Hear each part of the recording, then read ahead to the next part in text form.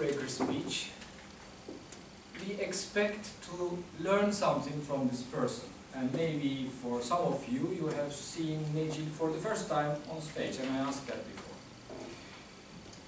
The interesting thing about Necil's speech was we actually could get some clues about his character, what kind of a guy he is.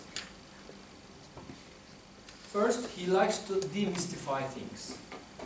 He says, I'm supposed to ask a question in the beginning of a speech, so here I am doing that. That is ineffective as it goes, but in a cycle it's funny, because he's demystifying in a level that he should do that, but at the same time he says, I actually don't want to do that, but I mean, I'm supposed to do that. This is how people do speeches. So there is a hidden humor in it, but at the same time, you listen to it and you get something out of it. So that was interesting. So welcome to Istanbul story. I don't know what he expected from that, but he had a hidden message there as well.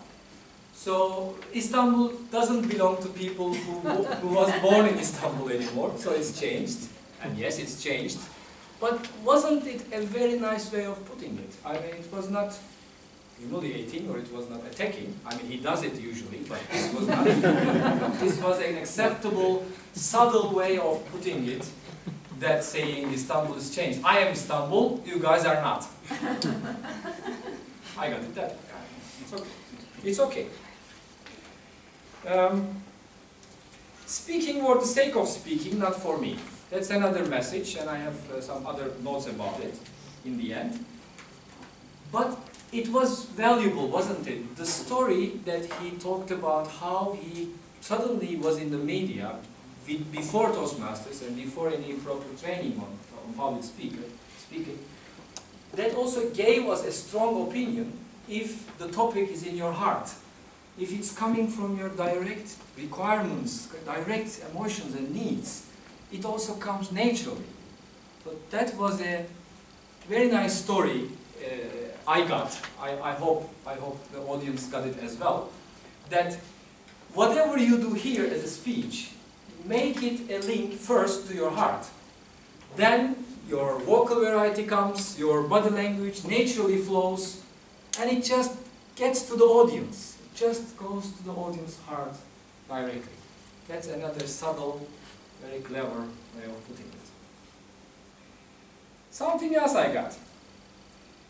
He's a man of principle.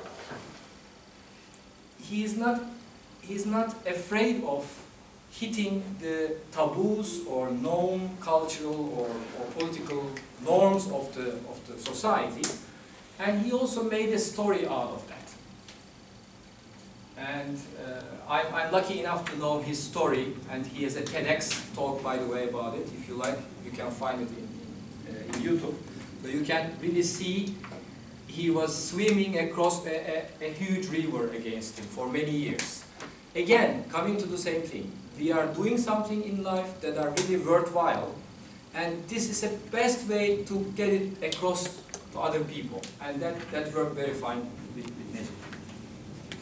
A couple of things I wouldn't say to improve, but to try actually, because you have such a wide range of possibilities. You can do a lot of things, like many of us. It's not a compliment. All of us have this bandwidth.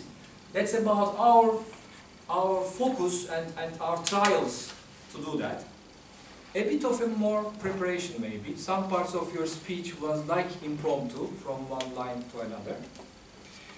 The chart was eventually a good idea maybe, but it was really far away to these young people and myself as well. I'm getting old.